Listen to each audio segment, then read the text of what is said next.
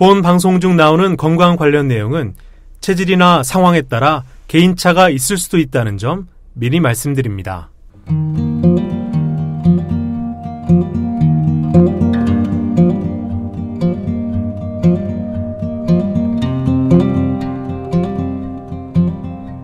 문학작품 속 생로병사의 비밀을 찾아서. 안녕하세요. 저는 아나운서 김세원입니다. 저와 함께 북로장생을 만들어가는 분 소개해드리죠. 통합의학을 전공한 의학 박사시고 보건복지부 177호 전문의 한의사십니다. 유창길 원장님 나오셨습니다. 안녕하세요, 원장님. 네, 안녕하세요. 건강요정 유창길 원장입니다. 네, 반갑습니다. 네, 오늘 소개해드릴 작품은요, 박완서 작가님의 소설 그 산이 정말 거기 있었을까, 함께 읽어보겠습니다. 그 산이 정말 거기 있었을까는 지난번에 이제 소개해드렸죠. 박완서 작가님의 소설 그 많던 싱아는 누가 다 먹었을까의 후속편입니다. 박완서 작가님의 자전소설 그 많던 싱아는 누가 다 먹었을까 이어지는 2부작입니다. 그게 바로 오늘 소개해드릴 작품 그 산이 정말 거기 있었을까입니다.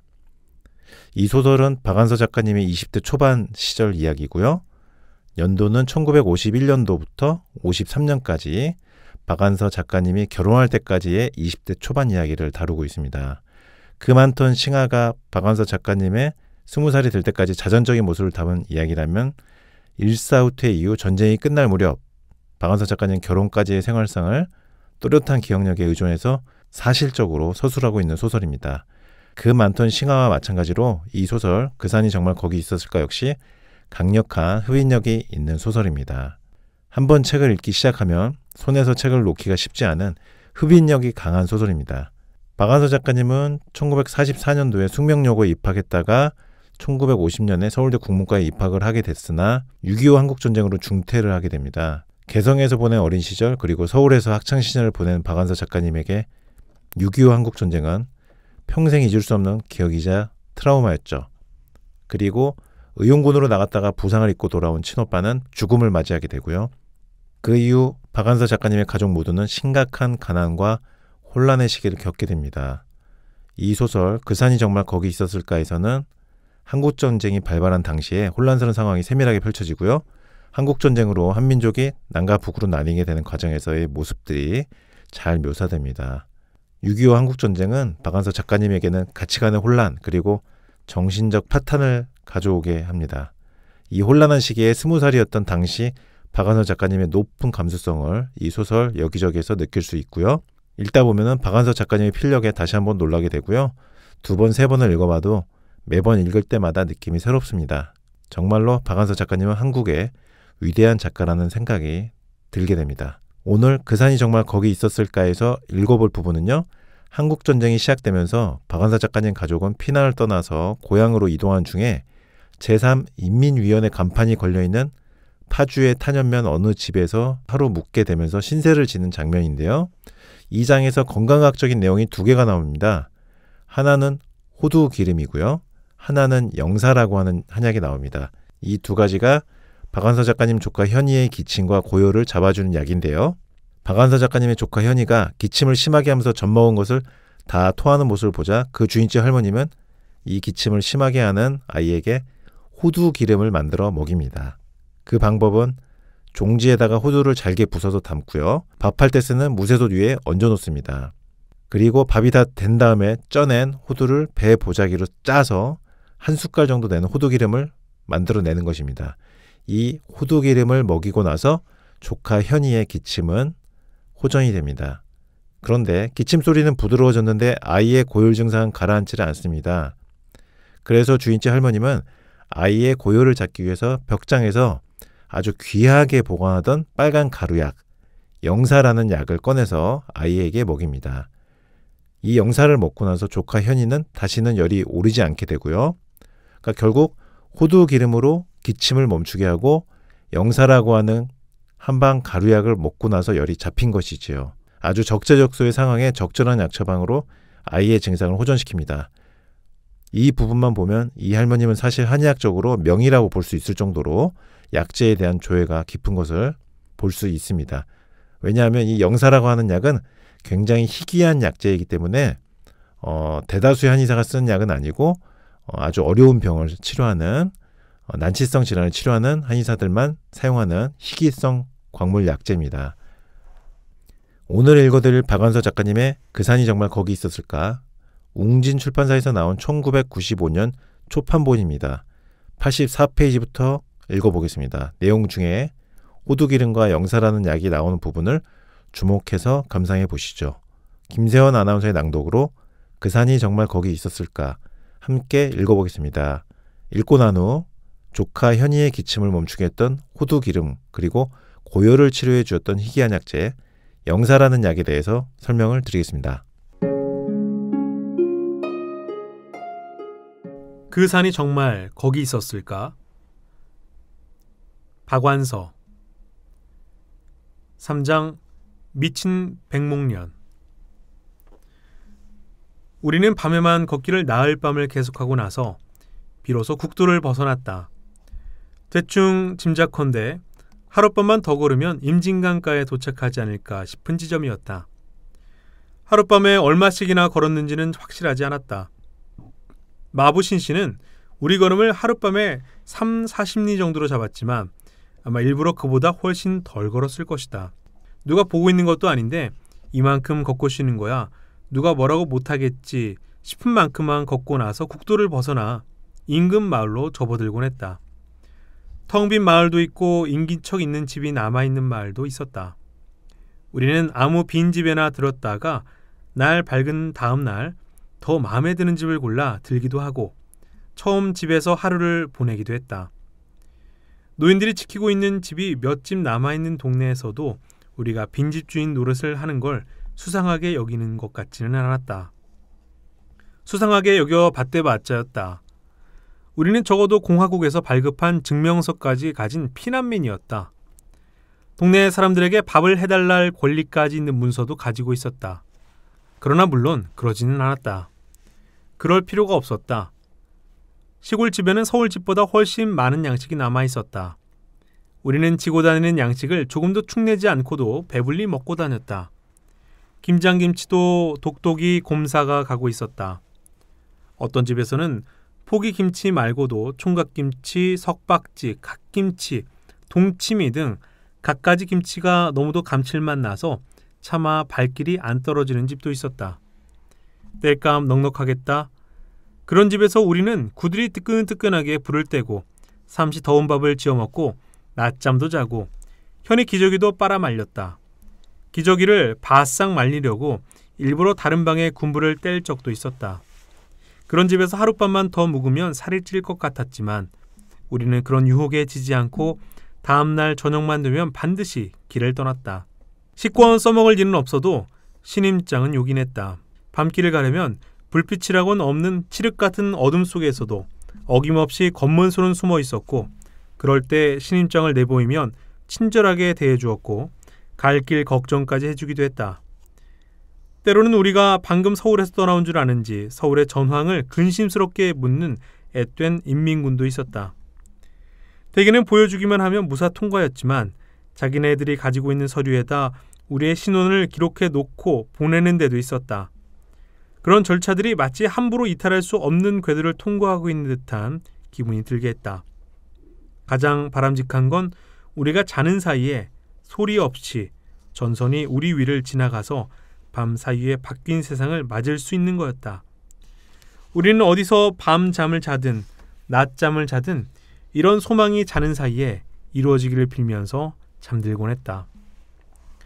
우리 새 몸뚱이 추위를 가리기에 부족함이 없다고 해서 온전한 마을만 있는 것은 결코 아니었다. 특히 국도 연변 마을의 파괴상은 참담했다. 꽤 큰 마을이 장독만 남겨놓고 잿더미만 남은 데도 있었다.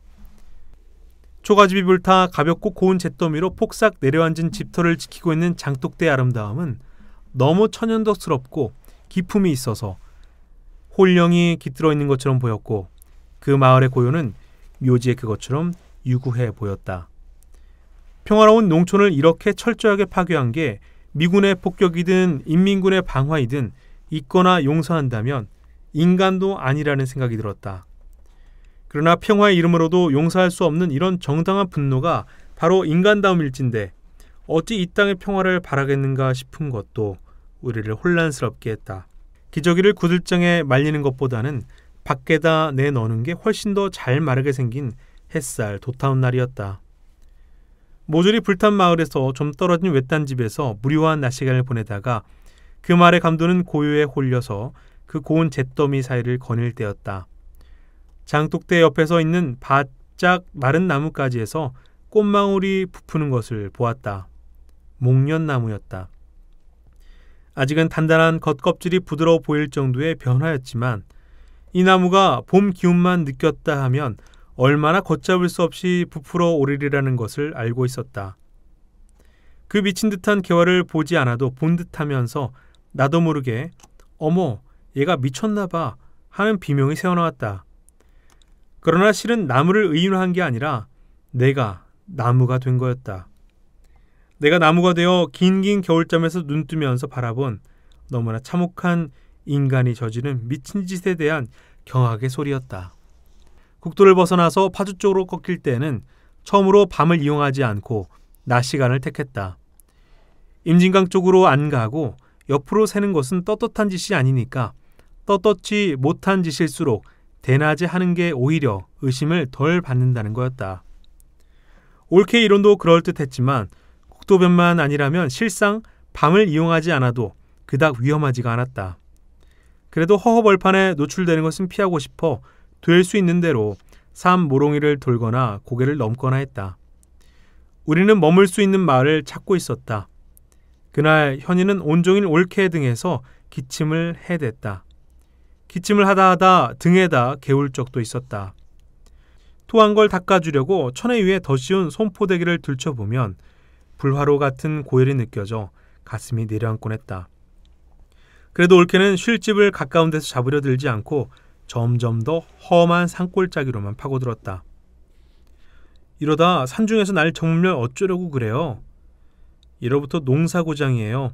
산이 깊어 봤댔자 호랑이야 나오겠어요? 내가 겁을 내는 눈치를 보이자 올케는 이렇게 일소에 붙였다.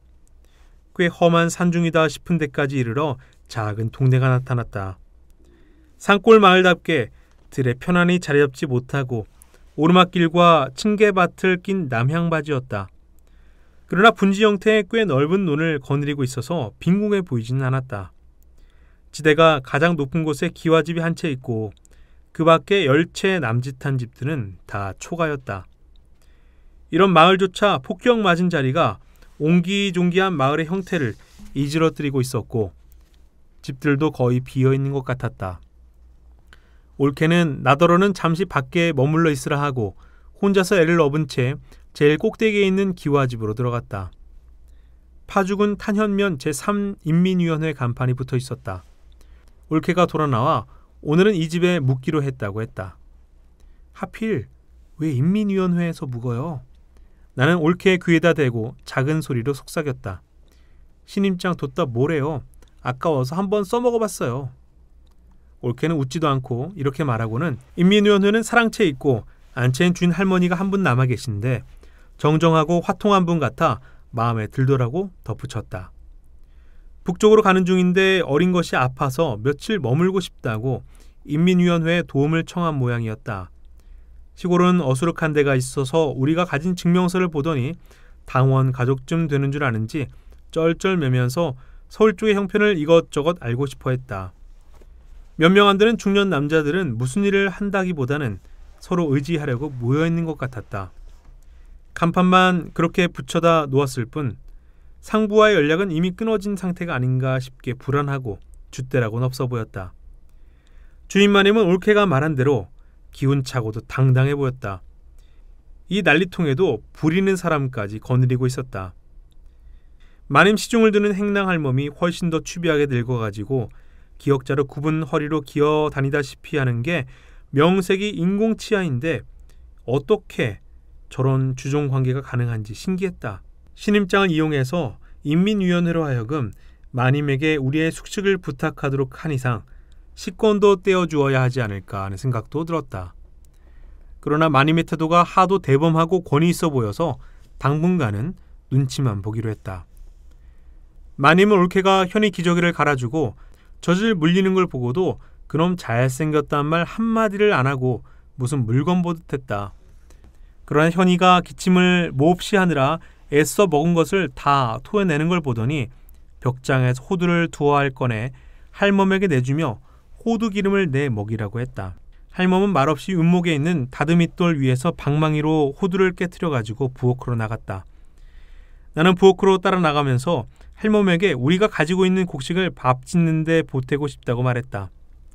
할멈은 호두 속을 도마 위에서 칼자루로 대강 부수면서 우린 그렇게 인심 사나운 집 아니라고 했다. 나는 할멈이 이 집을 대표해서 우리라는 말을 쓸 자격이 있는지 의아하게 여기면서 엉거주춤하고 있었다. 무쇠 솥에서 누르스름한 기장조를 넉넉히 얹은 밥이 구수한 냄새를 풍기며 뜸들기 전에 할멈은 작은 종지에다 잘게 부순 호두 속을 담아서 그 위에 얹었다. 밥이 다 된 후에 쪄낸 호두를 배 보자기로 짜니까 작은 술로 한 숟갈쯤 되는 맑은 기름이 나왔다. 많이 해본 솜씨였다. 잠들기 전에 먹여 양약처럼 뚝 그치게 할 순 없어도 기침 소리가 한결 부드러워질 테니까. 어린 게 말을 못해 그렇지 목구멍이 얼마나 아플까. 아마 갈라지게 아플 거구먼. 세상 잘못 만나. 마님이 말끝을 흐렸다. 곰살궂지는 않지만 인정스러운 데는 있는 마님이었다. 그러나 마님은 안방에서 독상을 받으면서 우리는 행랑채에서 할멈과 같이 먹도록 해서 우리의 자존심을 상하게 했다. 잠도 행랑방에서 할멈하고 같이 잤다. 도배장판이 깨끗한 방이 여기저기 비어있는데도 군불 넣고 자란 소리를 안 했다. 비록 빈집털이를 해서일망정 우리 힘으로 먹는 문제를 해결하는 게 얼마나 마음 편한지 몰랐다. 그러나 올케는 아이가 아프고부터 부쩍 사람을 의지하고 싶은 것 같았다. 그런 불평이 조금도 없었다. 호두기름의 효험이 당장 나타나는 것 같지는 않았다. 현이는 밤에도 기침을 계속했고 열도 내리는 것 같지 않았다. 좀 어때요? 불덩어리예요. 올케하고 잠결에 이런 소리를 주고받은 것 같았지만 나는 곤죽 같은 잠에서 헤어나지 못했다. 밤사이에 눈이 퀭해진 올케는 아침에 현이를 안고 안방으로 들어가 공손하게 아침 문안을 드리고 나서 조금도 아이를 귀여워할 것 같지 않은 마님에게 염치불구하고 현이를 들이댔다. 할머니께서 염려해 주신 덕택에 기침 소리는 많이 부드러워졌습니다만 몸이 이렇게 펄펄 끓이니 어쩝니까? 폐렴이라도 되는 게 아닐까요? 할머니는 마지못해 아이 머리를 짚어보더니 감기 축성이구먼 하고 진단을 내렸다. 노회한 의학 박사보다 더 무표정하고 단정적이었다. 우리는 그게 폐렴보다는 나은 것인지 더 나쁜 것인지 알 길이 없는 채로 마님의 무표정을 공구하며 우러렀다. 마님을 믿어서라기보다는 딴 방도가 없기 때문에 우리가 할 수 있는 유일한 방법에 최선을 다하고 싶었다. 마님은 벽장에서 또 호두 2알과 한지의 꼬깃꼬깃 싼 걸 꺼냈다. 한지를 비틀어 오므린 봉지 안에 빨간 물감 같은 게 한 숟갈가량 들어있었다. 마님은 그 중에서 꼭 귀지개로 하나 정도를 노숟갈 위에다 덜어냈다. 그렇게 점잖고 무뚝뚝한 마님이 그 약을 다루는 태도에 있어서만은 아까워서 발발 떨고 있다는 것을 보기만 해도 알 수 있었다. 그게 오히려 그 약의 신비함을 더해주어 우리는 마른 침을 삼키며 지켜보았다. 진짜 영사야, 귀한 거야. 물에 타서 먹여봐. 올케가 그 약을 받들어 미지근한 물에 타서 현이 입에 부으려고 하자 마님이 달려들어 거들었다. 마님은 한 손으로 현이의 양볼을 꽉 눌러 입을 벌리도록 하고 다른 한 손으로는 코를 쥐었다. 숨이 막힌 아이가 입을 크게 벌리고 우는 사이로 숟갈을 깊이 쳐넣으니 약물이 한 방울도 흐르지 않고 꼴깍 넘어갔다. 시골서 어른들이 그런 방법으로 갓난 아기들도 쓴 한약을 잘 넘기게 하는 걸 보았건만 마님이 그래주는 건 되게 고마웠다. 올케는 마치 이런 고귀한 분이 어떻게 우리 같은 천한 것에 몸을 만졌을까 싶은 얼굴을 하고 쩔쩔맸다. 실상 우리의 처지도 그랬지만 하고 있는 꼴이라는 것도 그런 자기 비하를 할 만했다. 경기는 안 할 거야. 마님은 무뚝뚝하게 말하고 이내 무관심해졌다. 경기는 안 할 거란 소리가 무슨 뜻인지, 위험한 고비는 넘겼다는 뜻인지, 경기만은 안 하도록 했다는 뜻인지 궁금했지만 우리는 큰 병원에 왔을 때처럼 괜히 주눅이 들어서 물어볼 수가 없었다. 호두기름도 할멈이 정성껏 해줘서 계속해서 먹일 수가 있었다. 영사를 먹인 날부터 내린 현이열은 다시 오르지 않았다. 기침은 뚝 그치지는 않았지만 호두기름 덕분에 소리가 한결 유해져서 듣기가 덜 괴로웠다. 현의 감기가 웬만해지자 더욱 마님 눈치가 보이기 시작했다. 인민위원회 쪽 눈치도 살펴야 했다. 해코지를 할 사람들 같지는 않았지만 이미 자위를 뜬 사람들이라는 게 보이는 듯해서 세상이 바뀔 날이 임박했다는 추측을 안 할 수가 없었다. 행랑방 신세를 못 면하는 게 굴욕적이고 또 사랑채가 인민위원회 사무실이라는 게 마음에 걸리긴 해도 세상이 또 한바탕 바뀌는 고비를 마님 같은 어른 그늘에서 넘기면 얼마나 수월할까 싶은 생각이 굴뚝 같은 건 무슨 까닭인지 몰랐다. 마님 아니라 할멈이라도 좋았다. 우리만 고립돼 그 고비를 맞는다는 게 두려웠다. 전선이 밤사이에 슬쩍 우리 머리 위를 통과할 수도 있지만 밀고 당기며 들락날락하는 한가운데 끼지 말란 법도 없었다. 특히 시골에서는 자기가 속한 세상의 빛깔이 헷갈려서 억울하게 죽는 수가 많다고 듣고 있었다. 이쪽 저쪽이 들락날락하는 곤욕을 덜 치르기는 그래도 서울이 제일 낫다는 것도 알고 있었다. 물정 모르는 외지인한테 의지할 때가 필요했다. 옳게도 그런 걸 마님하고 의논하고 싶어 했다. 할머님이 귀한 약 주셔서 현이도 이제 그만해졌습니다. 그 은혜도 태산 같은데 매일 양식까지 축내니 이런 염치가 어디 있겠습니까? 이제부터는 저희 양식을 보태든지 따로 지어 먹으면 어떠하겠습니까? 올케가 남루한 행색에 어울리지 않게 얘를 극진히 해서 마님한테 의논을 했다. 내 집 양식 축내기 싫으면 못하러 내 집 지붕 밑에서 잠은 자나? 널린 게 빈집인데. 마님의 대답은 간단하고도 명쾌했지만 우리는 얼른 알아먹지를 못했다. 나가란 소리 같기도 하고 그냥 국으로 얻어먹고 있으란 소리 같기도 했다.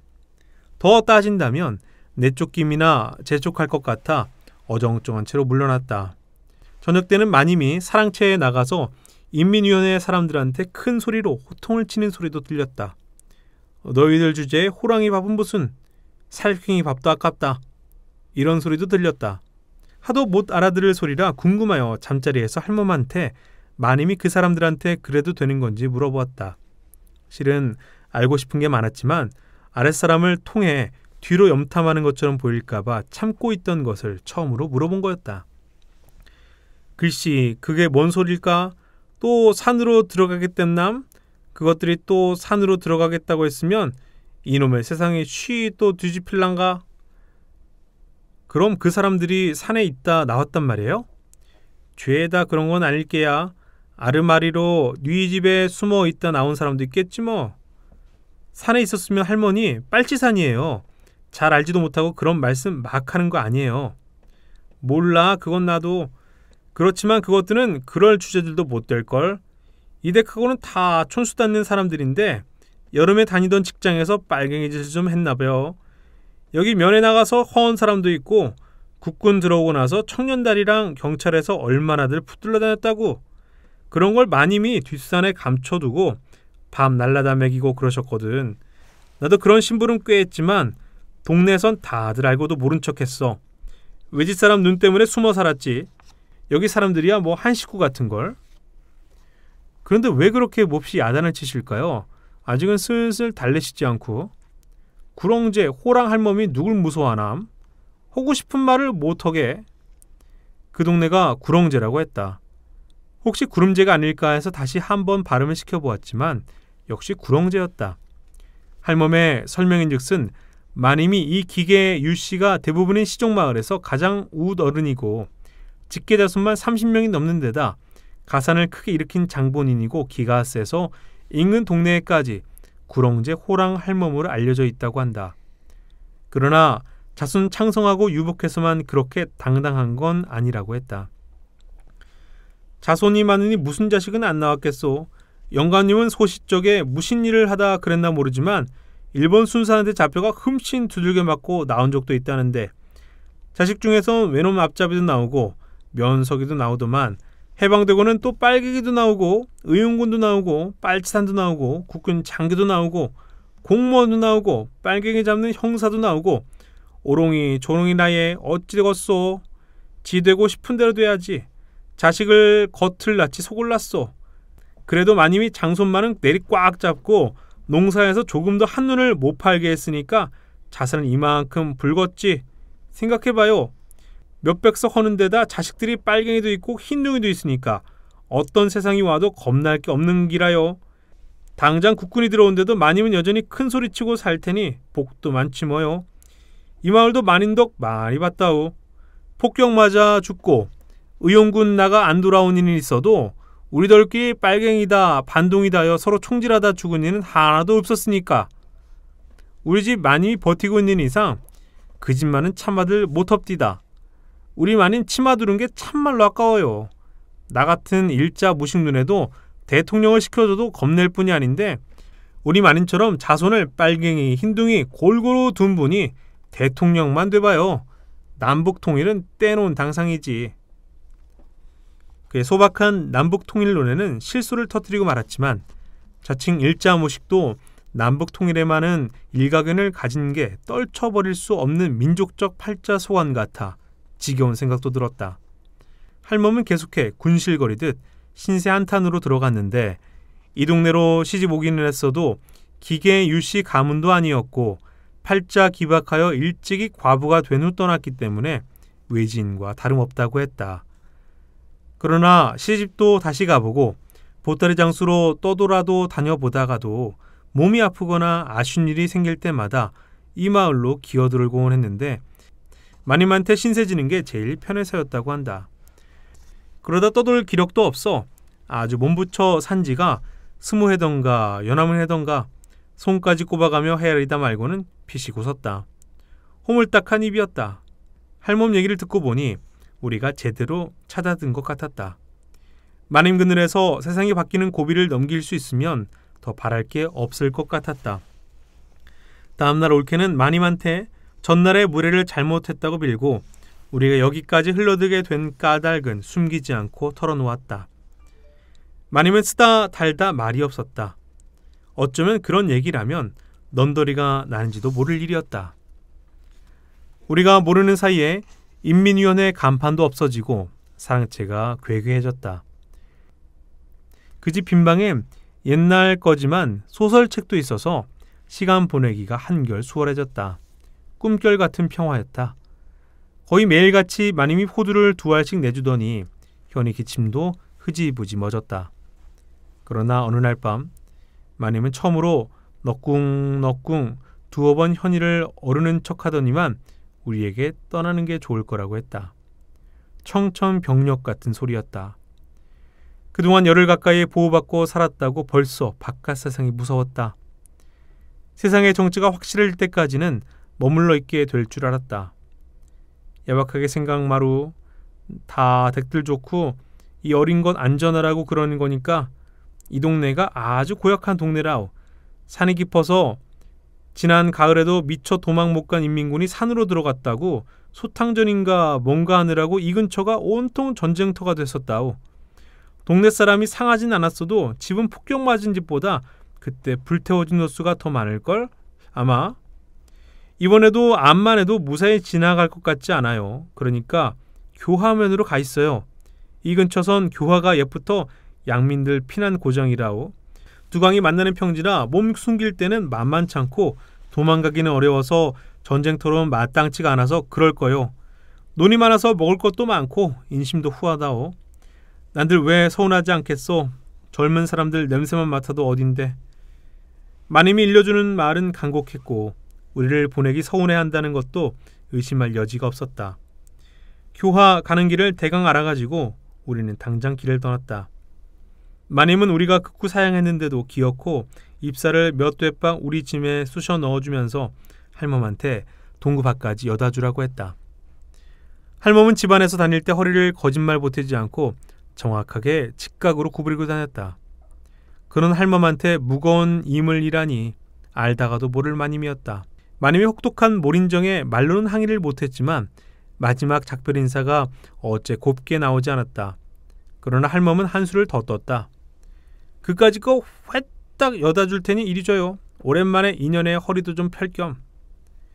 허리가 꺾어진다는 소리를 그렇게 꽈다가 하는 줄 알았더니 정말 허리를 일직선으로 펴는 것과 동시에 보따리를 반짝 들어 머리에 이는 것이었다.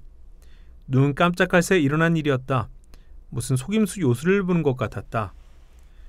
우리는 마님이 배웅을 나와준 것도 아닌데 구렁제를 떠나기가 참 아쉬워 돌아보고 또 돌아보며 동구 밖을 나섰다. 마님의 그늘을 벗어나는 게 그렇게 두려웠던 것이다. 사람이란 얼마나 간사한 것인지 열흘도 못 되는 호강에 그렇게 약골이 되고만 것이다. 할멈은 마님이 분부한 것보다 훨씬 멀리까지 우리를 바래다 주었다. 그동안을 줄곧 꼿꼿이 일직선을 유지하던 할멈이 임을 우리에게 넘겨주자마자 즉시 꼬부랑 할멈으로 돌아갔다. 나는 그게 너무도 이상해서 아깐 어떻게 그렇게 허리를 펼 수 있었느냐고 물었더니 할멈이 오히려 이상하다는 듯이 꼬부리고 어떻게 이물인데요. 그런 재주가 없으니까 펼 수밖에요. 그러면서 호호호 합죽하게 웃는 것이었다. 할멈까지 발길을 돌리고 나니 천에 고아가 따로 없었다. 우리는 행여 누가 돌아오라고 부를 것만 같아 자주 뒤돌아보며 산모롱이를 돌고 고개를 넘었다. 양지바른 둔덕에 퍼덕버리고 앉아 올케는 아기젖을 물리고 나는 냉이를 캐기도 했다. 밥머리나 논두렁이나 가리지 않고 냉이가 질펀하게 돋아나고 있었다. 가끔 시골 처녀의 머리채처럼 나스르르하고도 청청하게 돋아난 달래가 눈에 띌 적도 있었다. 엄마 생각이 나서 반가웠다. 케어가 방길이 없다는 게 나물 캐는 손을 허전하게 했다. 아마도 봄기운에 가장 정직하고 민감한 건 현이일 듯 싶었다. 구렁제로 갈 적만 해도 천에 위로 손포대기를 한 장 더 머리 끝까지 뒤집어 씌워가지고 갔었는데 이제 막무가내로 그걸 안 쓰려고 했다. 두 팔을 휘저 포대기를 벗어버리고 밝은 세상 구경에 눈을 빛내는 아이의 건강한 볼보다 더 확실한 봄은 없었다.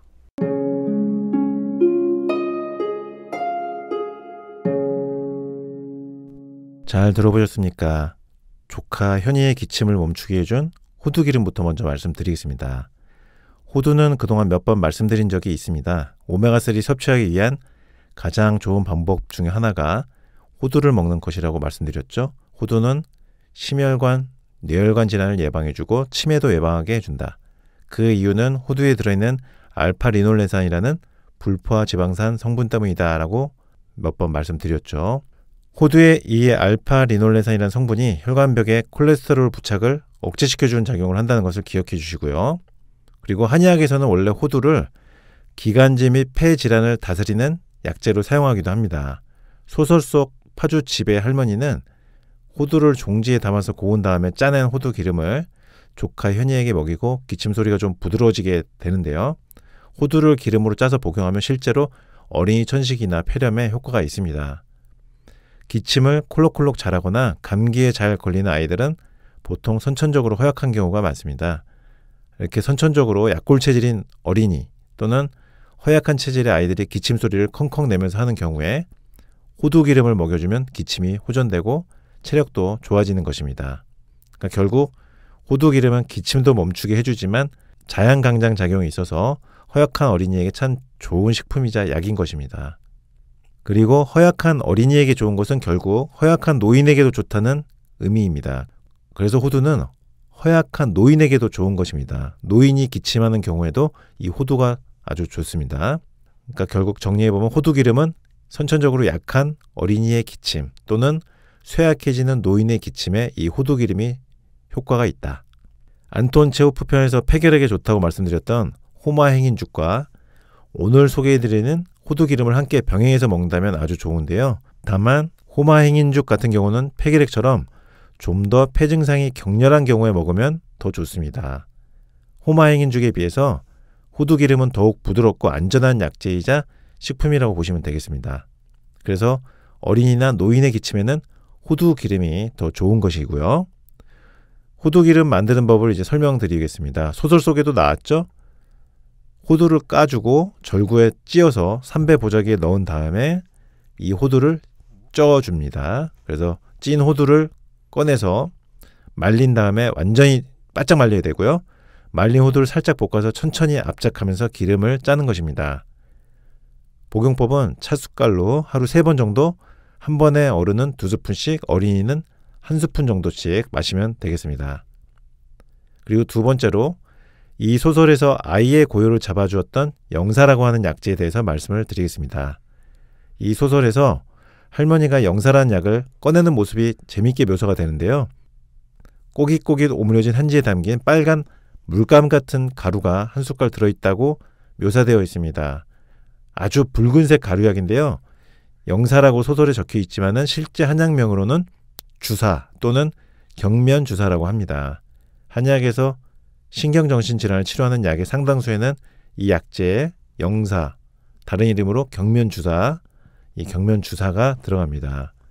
이 영사나 또는 주사의 성분은요, 황화수은을 주성분으로 하는 천연 광물 한약재입니다.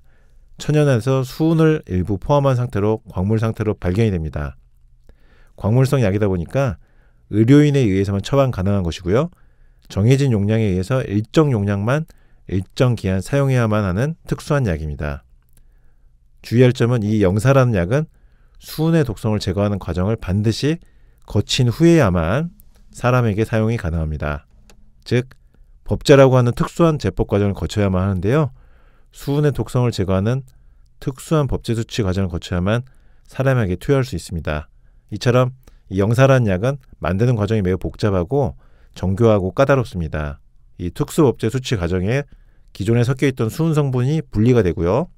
그 이후에야 인체에 투약할 수 있는 것입니다. 그래서 한약 중에서 가장 만들기 힘든 약이 바로 이 소설에 나온 귀하디 귀한 영사라고 하는 약입니다. 약을 만드는 비용과 시간이 굉장히 많은 소요가 되기 때문에 초고가에 속하는 아주 귀하고 아주 희귀한 약이 바로 이 영사라는 약입니다. 이 영사, 다른 말로 주사라고 하는 이 약은요, 잘 놀라거나 가슴이 두근거리는 거, 또는 수면장애나 건망증, 어린이의 경풍, 간질, 정신병이나 고열, 정신이 흐리거나 헛소리하는데 피부가 헌데에 쓰이는 약입니다. 특히 어린이의 경기나 간질, 신경성 질환에 탁월한 효과가 있기 때문에 어린이의 원인 불명 고열에 효과가 좋은 약이 바로 이 영사입니다. 소설 속에서 파주댁 할머님이 조카 현이의 고열 증상에 아주 적절하게 영사, 즉 주사라는 약을 사용했고 아이의 고열을 치료할 수 있었던 것입니다. 이상 호두기름과 영사라는 약에 대해서 설명드렸습니다. 박완서 작가님의 그산이 정말 거기 있었을까를 함께 읽어보았고요. 박완서 작가님의 조카 현이의 심한 기침을 잡아주었던 호두기름의 효능, 그리고 현이의 고열을 잡아주었던 영사, 다른 이름으로 주사라고 하는 광물성 희귀 한약재에 대해서 설명을 드렸습니다. 문학작품 속 생로병사의 비밀을 찾아서 북로장생. 북로장생을 들으시면서 문학의 향기도 느끼시고 건강도 함께 챙기십시오. 북로장생 청취자분들 늘 건강하시고요. 저희는 다음 주에 다시 찾아뵙겠습니다. 지금까지 북로장생이었습니다.